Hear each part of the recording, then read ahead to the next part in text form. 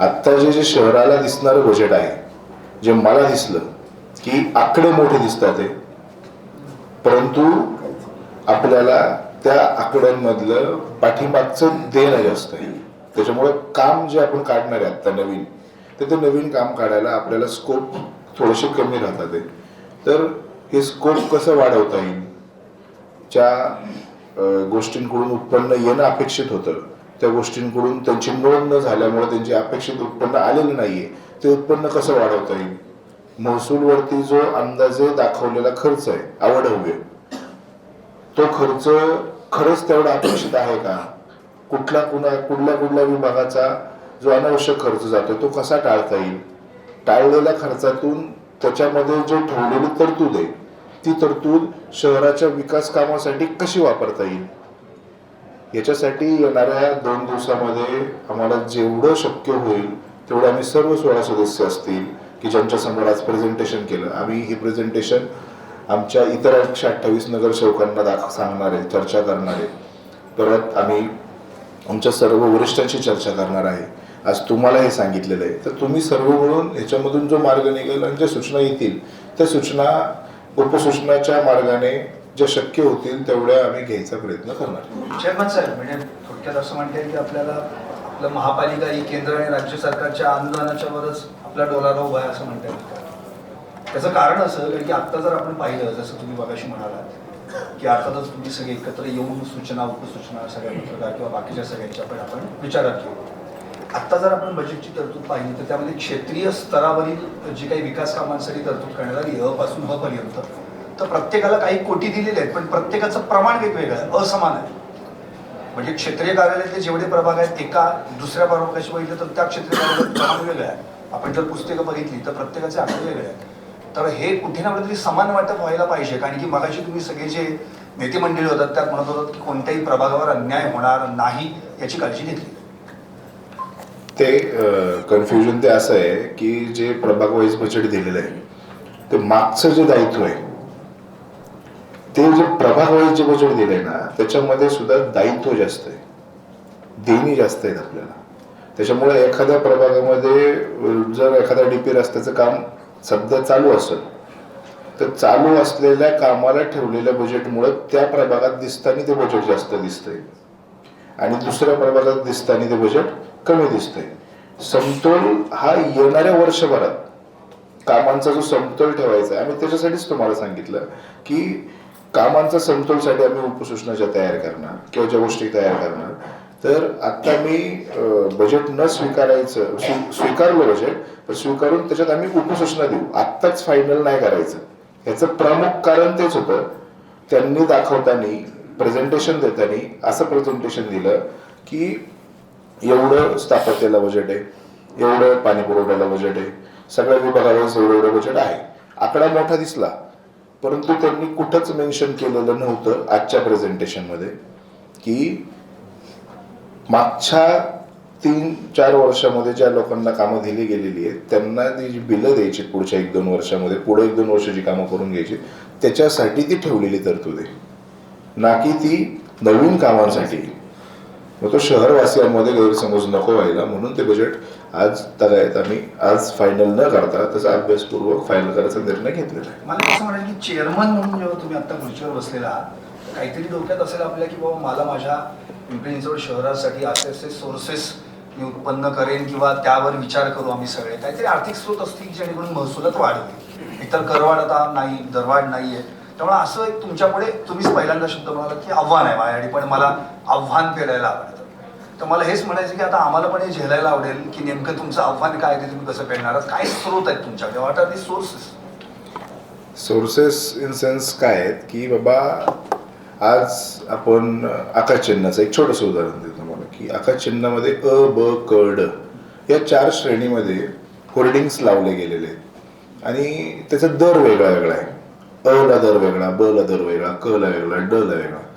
परंतु ज्यावेळेस ड श्रेणी होती तर ड श्रेणीमध्ये पहिला समजा थोडासा ग्रामीण भाग पहिला पकडला जायचा, परंतु आज तो शहरातला टॉपमोस्ट भाग झालेला आहे. म्हणजे जसं की उदाहरण दिलं तुम्हाला, चरवली झालं, रावेतचा काही भाग झाला, मामुर्डीचा काही भाग झाला, असे काही भाग आहेत. त्या भागामध्ये ज्या होर्डिंग लागल्या गेलेल्या होत्या त्यांना काही होर्डिंगला ड श्रेणी आहे, काही रस्त्यांना ड श्रेणी दिलेली गेली होती. त्याच्यामुळं 40,000 रुपये जर ह्याला असेल ड ला, तर अ ला 1 लाख आहे. तर ब, क आणि ड आता श्रेणी ही शहराची कट करून सर्व होर्डिंग धारकांना अ श्रेणीमध्ये आपण जर आणलं तर तिथून ऑटोमॅटिकली आपला महसूल वाढेल. अशा काही गोष्टी आहेत. म्हणजे नागरिकांवरती बोजा देण्यापेक्षा ज्या व्यावसायिकाकडून आपल्याला उत्पन्न अपेक्षित आहे, कुठल्या व्यवसायाकडून की जे इतर देतात ते पण हे देत नाही अशा. त्याचबरोबर तुम्ही पाहायला गेलं तर शॉपॅक लायसन्स असतं किंवा 2016च्या अगोदरपर्यंत आपल्या महापालिकेच्या इथं आपल्याकडं प्रत्येक दुकानदार किंवा प्रत्येक व्यवसाय हा रजिस्टर्ड पाहिजे. तो रजिस्टर का असावा की आज आपण त्यांना रस्ता, लाईट, पाणी सगळ्या सुविधा व्यवस्थित देतो. एक नाममात्र शुल्क त्याच्याकडून जर घेतलं वर्षाला 400-500 रुपये असतील, शॉपॅक लायसनला जो काही खर्च येतो त्याप्रमाणे जर आपण घेतला ना, तो आपल्या शहरातला दुकानदार रजिस्टर्ड आहे असं परत त्याला काहीतरी सुविधा देता आली की एखाद्या थेरगावमध्ये गेलो, राटणीत गेलो, कुठल्याही शहरातल्या कुठल्याही भागात आपण गेलो, त्या भागात गेल्यानंतर एखादं शॉप तुम्हाला शोधायचंय, ते शोधायला त्याच्या रेकॉर्डवरती जर तो आला तर दोन्ही बाजूचा विचार जर करता आला तर स्क्वेअर फुटाच्या अनुषंगाने ते उत्पन्न आपल्या शहरामध्ये आपल्याकडे वाढेल. आज टॅक्सचा जो सगळ्यात मोठा आता आपण त्याची समजायची योजना आली तर त्या योजनेमध्ये आमच्या असं आतापर्यंतच्या निदर्शनास आलं की बरीचशी बांधकामं आजपर्यंत नोंद झालेली नाही, की मागच्या 3-4 वर्षात काही वाढलेली बांधकामं असतील किंवा त्याच्या आधीची बांधकामं असतील की काही नोंद नाहीये, काहींची कमर्शियल वापर आहे पण रेसिडेन्शियल नोंद आहे. अशा ज्या काही गोष्टी आहेत की आपल्याला हा शहर चांगल्या मार्गावरती न्यायचा. हॉकर्स पॉलिसी आपल्याला करायची. हॉकर्स पॉलिसी आपण केल्यानंतर जर अनधिकृतरित्या ते जर नाही बसले, त्यांना अधिकृतरित्या रस्त्याला, ट्रॅफिकला अडचण न होता आपण जर त्यांना स्पेसेस क्रिएट करून दिल्या तर ते स्वतःहून आपल्याला 5-50 रुपये शुल्क दिवसाला त्यांना जर सगळ्या व्यवस्था दिल्या तर ते देऊ शकतात. आज तुमची पार्किंग पॉलिसी आपल्याला शहराला अत्यंत आवश्यकतेची आहे. कशाही कुठल्याही परिस्थितीत कशाही पद्धतीने लोकांच्या गाड्या लागलेल्या असतात, त्याच्यामुळे आपण रोड किती एक्सटेंड केलं तरी ट्रॅफिकचा प्रॉब्लेम जात नाही. मग तो जात नाही तर आपण पार्किंग पॉलिसी केल्यानंतर पार्किंग पासून काय आपल्याला उत्पन्न तिथून येऊ शकतं. असे विविध मार्ग आहेत की ज्या मार्गामधून प्लस आता हे मी तुम्हाला एक छोटं उदाहरण म्हणून दिलेलं आहे. उद्याच्या काळामध्ये तुमच्या सगळ्यांकडून अपेक्षा असेल की तुम्ही अजून काय सांगताय की जेणेकरून इज ऑफ लिव्हिंग मध्ये तुम्हाला बाकी लोकांना कोणाला त्रास नव्हता, सर्वसामान्यांना याचा त्रास नव्हता, आपल्याला शहराच्या विकासासाठी चांगल्या पद्धतीचा महसूल गोळा होईल. आणि मेन टार्गेट एकच असणार आहे की अति आवश्यक जो खर्च, अनावश्यक खर्च जो होता, जो मागच्या 3-4 वर्षामध्ये जो वाटतोय की जो वाढत चाललाय, तुम्ही जो ग्राफ बघितला महसूल खर्चाचा, त्या महसूल खर्चामध्ये जो आवश्यक नसलेला खर्च वाढत चाललाय त्याच्यावरती सर्वप्रथम आळा आणण्याचा प्रयत्न करणार आहे. चेअरमन साहेब, तुम्ही आता उल्लेख केला की गेल्या 3-4 वर्षात अनावश्यक खर्च वाढलाय. 400 कोटीचं कर्ज लोक उभारावं लागलं, घ्यावं लागलं. म्हणजे ते कर्जाचे देणी 3,500 कोटी रुपयावर गेली. त्यामुळं तुमच्या स्थायीच्या सदस्यांनी ह्या प्रशासकीय काळावर कारभारावर रेड पेपर, श्वेतपत्रिका काढण्याची मागणी केली. तर ह्या संदर्भात तुमची भूमिका काय असते? आता ती सर्वस्व आमच्या पक्षाची, सर्व सभागृहाची, जनरल बॉडीची ती भूमिका आहे. आणि जनरल बॉडीने ती भूमिका, जनरल बॉडीमध्ये मागच्या सभागृहाच्या मीटिंगमध्ये ती भूमिका सर्वांनी आम्ही मांडलेली आहे. आणि सर्वानुमते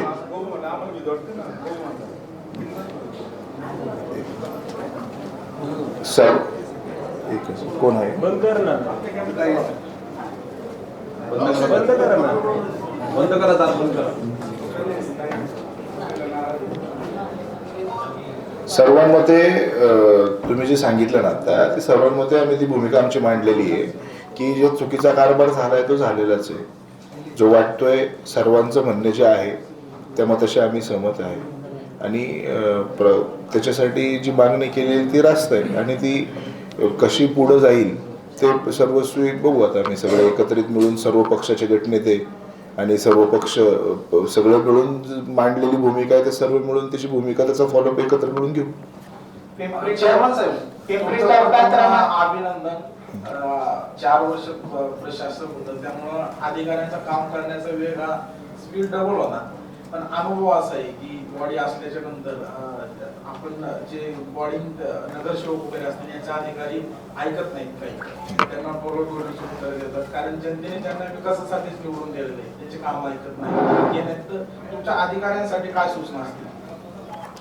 आता मागचा जो काळ आम्ही बघितला, म्हणजे त्या काळामध्ये आम्ही नवीन नगरसेवक होतो 2017 आल्यानंतर 5-7 महिने आमचे सर्व शिकण्यामध्ये गेले की कसं काम करायचं, काय काय केलं पाहिजे. त्याच्यानंतर मला म्हणजे माझं नशीब चांगलं होतं की त्यावेळेस देखील मला स्टँडिंगचे 2 वर्ष भेटले होते. त्याच्यामुळं कामकाजाची पद्धत आणि कसा कंट्रोल आला पाहिजे हे मला शिकायला भेटलं. तर त्याचा फायदा किंवा त्याचं सगळ्या गोष्टी जेवढ्या आहेत ते जेवढे आमचे सर्व 128 नगरसेवक आहेत, आत्ताचा आमचा फेस बदललेला आहे. आता तीच आणि मला जे कळतंय तेच माझ्या सहकार्याला देखील कळणार, एवढीच पारदर्शकता आम्ही एक दुसऱ्याबरोबर ठेवणार आहे. आता पत्रच जर बोलत असेल तर साप्ताहिक मीटिंगमध्ये जर आमचा एखाद्या नगरसेवकांनी एखाद्या अधिकाऱ्याला पत्राद्वारे सूचना आम्ही जास्तीत जास्त करायला लावणार आहेत. कागदोपत्री सूचना केल्यानंतर त्याची वेळ मर्यादा की बाबा त्याचं उत्तर. मागच्या काळामध्ये सारथीची कंप्लेंट त्यांनी जरी अचानकपणे या 3-4 वर्षात टाकली की 1 महिन्यात त्यांनी जरी ती बंद केली असली तरी ती कंप्लेंट आता इथली आठवड्याची मीटिंग तर बंद नाही होणार. कुठलाही नगर सदस्य आमचा असला तर आम्ही 16 नगरसेवक त्याची जबाबदारी घेणार की बाबा आठवड्याला त्याच्या कामाचा देखील फॉलोअप घेतला जाईल. अधिकाऱ्यांना जर सांगितलं काही गोष्टी ते ऐकत नाही. आता आपण जीपी मध्ये कुत्र्यांचा विषय, भटक्या कुत्र्यांचा विषय घेतला, एवढा गाजला सगळ्या विषय झाला, पण याच्यामध्ये त्याचं काहीच दिसत नाही. भटक्या कुत्र्यांसाठी काय तुम्ही विशेष लक्ष घालता? त्याच्यासाठी आत्ता त्याचा एक विशेष आढावा घेऊन त्याचा आत्ता पुढच्याच जे 4 तारखेला मीटिंग होईल हे साधक बाधक चर्चेमध्ये ती नोट करून ठेवू आम्ही, जे आम्ही चर्चेचा भाग प्रत्येक मीटिंगमध्ये घेतलेला आहे. त्याच्यामध्ये चर्चा घेऊन त्या विभागातल्या सर्व अधिकाऱ्यांना बोलून की बाबा ह्याच्यासाठी अडचण काय, तरतूद नाही आहे का, तरतूद केलेली नाही आहे का, तुम्ही आत्ता किती ठिकाणी आपल्या योजना चालू आहेत, किती ठिकाणी आपल्या हॉस्पिटल्स जे आत्ता चालू आहेत, किती ठिकाणी तुमचे स्क्वॉड्स आहेत की तुम्ही पकडू शकताय का नाही पकडू शकत, शिफ्टिंग करू शकताय नाही शिफ्टिंग करू शकत, ह्याची बारीक बारीक गोष्टीची सगळी माहिती घेऊन. का तर काय होतं, तुमचा प्रश्न जो आहे तो एकदम योग्य आहे, पण कधी कधी काय होतं की वरच्या अधिकाऱ्याने खालच्या अधिकाऱ्याला सूचना काय दिलेली माहिती नसती. खालचा अधिकारी म्हणतो की आज गाडी नाही आहे, गाडी आज तिकडे गेलेली आहे, माणसं नाही आहेत. ही जी कारणं आहेत ना, तर ही कारणांचा आढावा जो आम्ही आता सगळ्या नगरसेवकाकडून किंवा सगळ्यांचा तुम्ही जे बोलले ते सगळ्यांकडून जो घेतला आहे, त्याच्याबद्दल पुढच्या मीटिंगमध्ये आम्ही त्यांच्याशी निश्चित चर्चा करू की खरी अडचण काय ते आपण करू. वर्ष झाले ते भटक्या कुत्र्यांच्या आम्ही बातम्या करतो, आपण तोच विषय ऐकतोय, पण तुमच्या याच्यात नक्की तो मार्गी लागला अशी अपेक्षा आहे. 100% अधिकारी माहिती आहे ना, आवाज माता रमाईचं स्मारकासाठी किती बजेट आहे आणि 11 तारखेला महापौर भूमिपूजन करणार आहे? काय म्हटलं तुम्ही परत? 11 एप्रिलला महापौरांनी भूमिपूजन करायचं असं ठरवलं. न्यायमूर्ती माता रमाईचं स्मारक आहे पिंपरी चौकात करणार आहे, त्याचं बजेट किती आहे? आता त्याचं बजेट वरती अभ्यास करून तुम्हाला मी सांगतो की 11 तारखेला आहे ना महापौर भूमिपूजन करणार आहे, त्याचं काम कधी सुरू करणार काय?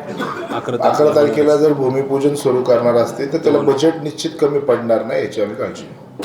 सर, रस्ते छोटे झाल्यामुळे ना ट्रॅफिक वाढलेलं आहे. त्याच्यावर काय आपण त्याच्यासाठी आहे ना ताई, म्हणजे मला तुम्हाला सांगू इच्छितो मी की रस्ते छोट्यापेक्षा रस्त्यावरती झालेल्या नो पार्किंगच्या अतिक्रमणामुळे ट्रॅफिकला अडचण होती.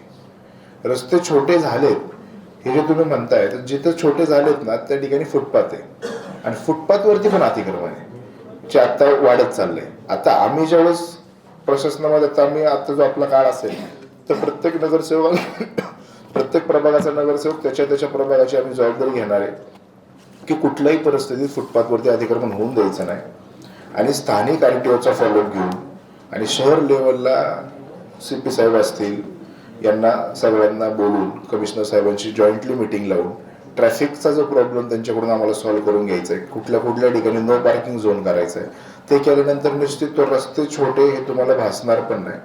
जास्तीत जास्त हे शहरामधले लोक BRTचा वापर केला पाहिजे, जास्तीत जास्त या शहरातल्या लोकांनी मेट्रोचा वापर केला पाहिजे. त्यासाठी आपण ते बनवलेले सायकल ट्रॅक आहेत, त्यासाठी ते फुटपाथ आहेत, ते चांगले मेंटेन करायचे. लोकांनी पब्लिक ट्रान्सपोर्ट वापरावा म्हणून ते फुटपाथ आहेत, म्हणून ते सायकल ट्रॅक्स आहेत. त्या सायकल ट्रॅक ती सायकल एखाद्या व्यक्तीने घेतली की त्या मेट्रो स्टेशनवरती किंवा त्या बस स्टेशनवरती BRT स्टेशनवरती ती पार्क कशी करता येईल, त्याची कशी व्यवस्था करायची, त्यासाठी आम्ही प्रयत्न करू.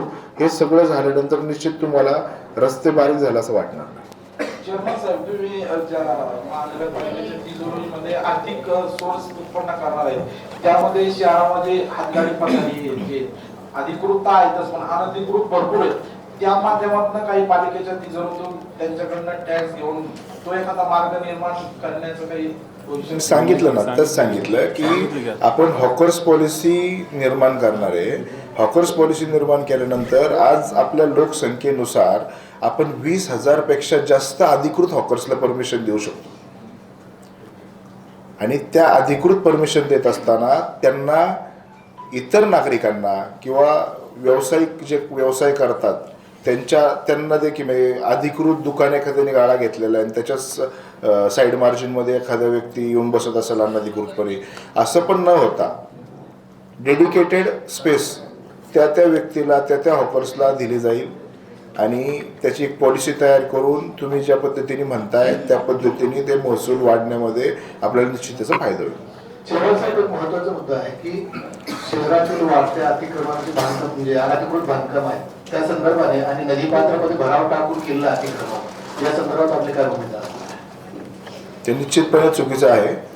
नदीपात्रामध्ये भराव टाकून बांधकाम जे होतंय असं जर कुठं निदर्शनास आलं तर येणाऱ्या काळामध्ये त्याच्यावरती त्वरित एक 8 ते 10 दिवसामध्ये आपण कारवाई करायला हवं. नदीपात्रामध्ये मी तुम्हाला परत एकदा उल्लेख करतो की नदीपात्रामध्ये भराव टाकून होणाऱ्या बांधकामामध्ये नाले देखील नाही का, नाले बुजवून त्याच्यावरती बांधकाम केलेल्या मोठ्या मोठ्या इमारती बांधलेल्या आहेत. पिंपरी चिंचवड शहरामध्ये अनेक तक्रारी देखील झालेल्या आहेत.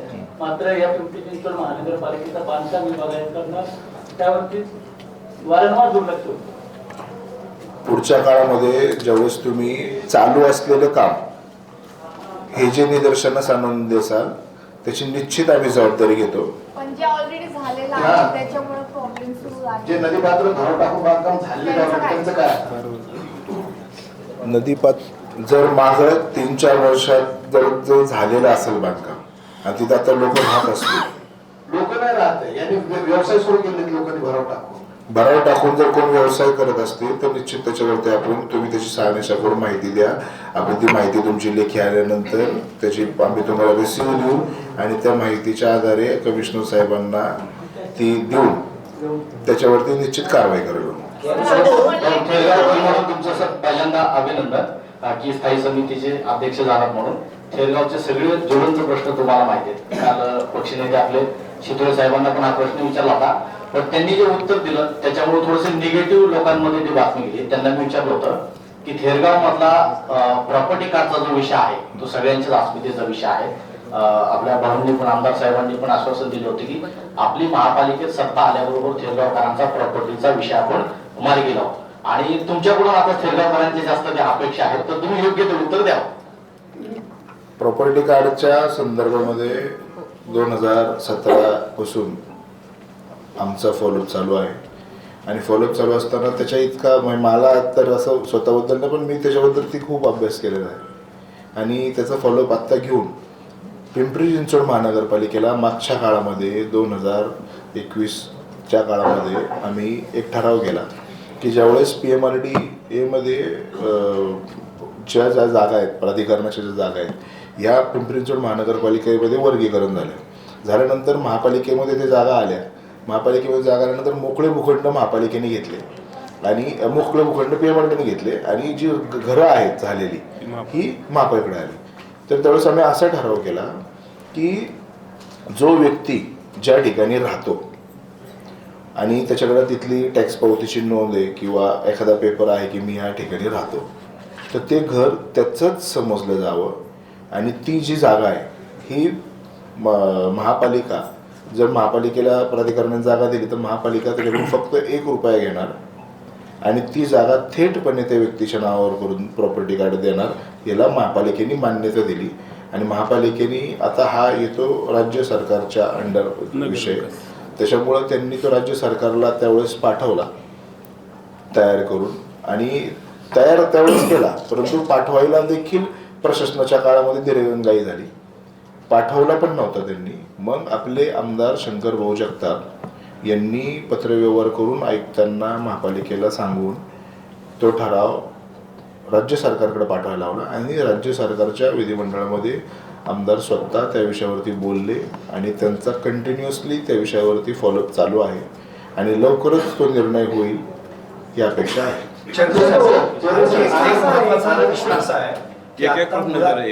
म्हणजे आपल्या पिंपरी चिंचवडमध्ये विचार केला म्हणजे कधी निवडणुका लागल्या की या प्रभागात अमुक प्रभागात कोणाची हवा आणि इथे कोण येणार वगैरे अशी सगळी चर्चा चालू असते. पण आता खरं पाहिलं तर पिंपरी चिंचवडमध्ये फक्त प्रदूषित हवेची हवा आहे. कारण की आपण जर आता हवा निर्देशांक आपण गुणवत्ता निर्देशांक बघितला तर पिंपरी चिंचवड काय भोसरी काय इतकी भयानक परिस्थिती आहे.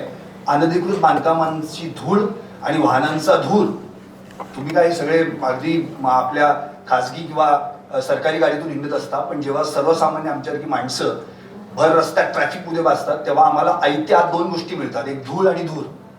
त्यामुळं अक्षरशः दमा, कफ, अस्थमा अशा घटना आपल्या पिंपरी चिंचवडमध्ये लहान मुलांच्या बाबतीत वाढत चालल्या. आणि त्याच प्रदूषणावर नियंत्रण करण्यासाठी पर्यावरणासाठी आपण बजेटमध्ये तरतूद किती फक्त 24 कोटी. मग आता पिंपरी चिंचवडकरांनी करायचं काय? म्हणजे थोडक्यात कायम पिंपरी चिंचवड अंडर कन्स्ट्रक्शन आणि पिंपरी चिंचवडकर कायम अंडर टेन्शन, यासाठी काहीतरी प्रयत्न करायला. बजेटचं तर आपण आत्ताच बोललो की बजेटला आपण उपसूचना देणार आहे, पण तो दुसरा जो मुद्दा घेतला तुम्ही किंवा प्रदूषण, तर त्या प्रदूषण निर्माण कुठून कुठून होत आहे. तर जसं अंडर कन्स्ट्रक्शन तुम्ही सांगितलं की कन्स्ट्रक्शन नसलेल्या इमारती ज्या आहेत, मागील काळामध्ये आमदार साहेबांनी देखील महापालिकेच्या कमिशनर असतील यांना सूचना केल्या होत्या की जी बांधकामं चालू आहेत ते त्यांना ग्रीन नेटनी सगळ्या साईडनी पॅक केलेलं असावं. त्याचबरोबर प्रत्येक कंपाऊंड वॉल ही प्रत्येक बिल्डरची 30 फूट उंचीची असावी. त्याचबरोबर तुमचे ज्या मटेरियल येतं, कन्स्ट्रक्शन मटेरियल जे काय साईटवरती येतं, त्या मटेरियल साईटवरती येत असताना ती गाडी अख्खी पॅक बंद असावी. त्याचबरोबर तुमचे जे मिक्सर्स वगैरे ह्या ज्या गोष्टी चालतात तर त्या गोष्टी, त्या टायर्स वगैरे ते पूर्ण वॉश करून ते रस्त्यावरती उतरले पाहिजेत. म्हणजे ह्या सगळ्या ज्या गोष्टी आहेत त्या तंतोतंती पाळले जात नाही आहेत मागच्या 3-4 वर्षाच्या काळामध्ये. पण येणाऱ्या काळामध्ये तुम्ही जी सूचना मांडली की तुम्ही आम्हाला सुचवलं हे आमच्या देखील ज्ञात आहे आणि पुढच्या काळामध्ये ह्या गोष्टींवरती जर आपण आळा आणला तर ही जी धूळ बाहेर येते की समजा रस्त्यांची गाडी असेल तर तिला पाणी जर मारलं आणि तर मग पॅक केलं तर तिची धूळसुद्धा बाहेर, पार्टिकल्ससुद्धा बाहेर येऊ शकत नाही. तर ह्या सगळ्या प्रदूषण होणाऱ्या ज्या गोष्टी आहेत, पहिला आळा त्या प्रदूषण होणाऱ्या गोष्टींवरती आणू आणि त्याच्यापासून अजून वृक्षारोपण अजून कसं वाढवता येईल, ऑक्सिजन पार्क्स कुठं कुठं अजून क्रिएट करता येतील, त्यासाठी आपण प्रयत्न करू. प्रश्न आहे 2024-25 ला जे बजेट सादर केलं तर त्याच्यामध्ये 0 बॅलन्स ठेवलं आणि तेच पुन्हा 25-26 ला 5 कोटी शिल्लक ठेवलं आणि 26-27 ला पुन्हा 5 कोटी ठेवलं. एकंदरीत आपली महापालिका सांगते की आपल्याकडे बजेट नाही, परंतु याच्यामध्ये जे खर्च दाखवलाय जुनेच प्रकल्प आता दाखवले, म्हणजे नवीन येणाऱ्या प्रकल्पाला आपण साथ देत नाही तर आणि जुनेच प्रकल्प त्याच पैसे म्हणून आपण परत त्याचा खर्च वाढवतो. तर एकंदरीत तुम्ही आता स्टँडिंग कमिटीचे अध्यक्ष आहे, या वायफळ खर्चावर तुम्ही एकंदरीत कसं केंद्रित करणार आहे तुमचं लक्ष? जुन्या योजनांना नवीन मुलामा, बरोबर म्हणतात ते, जुन्या योजनांना मुलामा नवीन. जुने जेवढी आता सध्या चालू कामं आहेत, आमचे सर्व 16 सदस्य असतील, आमचे सर्व प्रभागातले आमचे सर्व 128 नगरसेवक असतील, सर्व गटनेते, सर्व पक्षनेते, सर्वांना आम्ही एकत्र भेटून सर्वांना आम्ही सूचना देणार आहे की तुमच्या प्रत्येकाला आम्ही त्यांच्या प्रभागामध्ये चालू असलेल्या कामांची लिस्ट देणार आहे एकटा व्यक्ती शहराबाहेर जाऊ शकत नाही, परंतु 128 लोक ज्यावेळेस शहरात उतरतील तर त्यावेळेस प्रत्येक व्यक्तीला ती लिस्ट भेटल्यानंतर तो त्या प्रभागामध्ये चालू असलेल्या कामाचा दर्जा आणि चालू असलेलं काम व्यवस्थित आहे का नाही ह्याची शहानिशा करेल. ती शहानिशा करून जर एखाद्या कामामध्ये चुकीच्या पद्धतीने काम चालू असेल किंवा चुकीच्या पद्धतीने बिलं काढून फक्त बिलं काढण्यापुरती कामं होत असतील तर त्या कामांची सर्वस्व माहिती तिथल्या प्रभागातल्या नगरसेवकांनी घेतल्यानंतर ती आमच्या स्थायी समितीच्या कुठल्याही सदस्याकडे आणून देतील. आणून दिल्यानंतर ती कुठली जी आता मग अशी सांगितलं की चर्चेसाठी आम्ही वेळ ठेवणार आहे, त्या प्रत्येक चर्चेच्या वेळेमध्ये त्या कामांबद्दल संपूर्ण माहिती घेतली जाईल आणि ती माहिती घेऊन जर तसा एखादा कुठला ठेकेदार मागची कामं व्यवस्थित करत नसेल तर त्याच्यासाठी त्याला तागा कमिशनर साहेबांना सांगून आम्ही त्याच्यावर योग्य ती कारवाई करायला. अजून एक प्रश्न एकच तसंच आहे की आपण हरित सेतूमधनं काही कर्ज काढलेले, बँकेचं कर्ज काढलेले, याच खर्चामधनं जर आपला इथला खर्च भागत असेल मग खर्च जो ग्रीन बॉन्ड मधनं आणलेला खर्च तो खर्च कुठं केला ह्याची पण चौकशी करणार आहेत. कारण की तो पैशाचा मेळच लागलेला नाहीये, तो पैसा लागला गेला कुठं हा विषय. ग्रीन बॉन्डच्या खर्चातूनच हरित सेतू चालू आहे. हरित सेतूचा जो खर्च आहे ना आणि जे बॉन्ड्स आहेत हे आपले हे आपल्याला ज्यावेळेस आपण घेतो तर त्यावेळेस आपल्याला राज्य सरकार असेल किंवा केंद्र सरकार असेल यांच्या सबसिडीज भेटतात आणि त्याचा देखील मी आढावा घेतला की बाबा आपले एफडीज असताना आपण बॉन्ड का काढले होते तर आपल्या बॉन्ड एफडीजला 6.9 किंवा 7% जर इंटरेस्ट ऑफ रेट भेटत असेल तर ह्या बॉन्ड्स आपण काढलेत हे देखील जर 7% पेक्षा जास्त नाही भेटत असतील, परंतु जर त्याला जर सबसिडी आली 200 कोटीला 20 कोटी रुपये तर ते कॅल्क्युलेशन 0.5% पर्यंत येतं. मग महापालिका आपण तिथं प्रॉफिटमध्ये येतो आणि आज त्याचाच जे आहे त्याच्यासाठी ते कर्ज फिटत चाललंय आणि ते येणाऱ्या काळामध्ये त्याला अशी कुठं तरतूद नाहीये की तुमच्याकडे एक्सेस पैसे आले तर तुम्ही ते फेडू नका. आमचं स्वतः या कमिटीचं टार्गेट असणार आहे की बाबा ते सर्व कर्ज त्याच्यातलं मॅक्सिमम कर्ज ह्या वर्षामध्ये हप्ता जरी पुढचे 10 वर्षाचा जरी असला तरी तो ह्याच वर्षात कसं फिटेल ह्याच्यासाठी प्रयत्न करायचे. तिन्ही जी नद्या ज्या आहेत पवना, मुळा, इंद्रायणी यांना कोट्यवधीचा खर्च केला जातोय. मात्र त्या कंपनीचे जे पाणी जे आहे सांडपाणी सोडलं जातं त्यांच्यावरती अनेक वेळा गुन्हे दाखल करावेत असे नागरिकांकडून म्हटले जाते. मात्र आतापर्यंत ही ती स्थिती आहे की त्या कंपनीचं पाणी जे आहे ते त्या याच्यावरती तुम्ही काय आता उपाययोजना करणार आहेत का? कारवाई करायला लागून त्याच्यावरती आतापर्यंत होत नाही. इथून पुढे जाऊ, इथून पुढे बदल दिसेल. तुम्ही स्पेसिफिक कुठला भाग वाटत असेल तर निश्चितपणे आमच्यापर्यंत ते कळवा, आपण त्याच्यावरती कारवाई करू.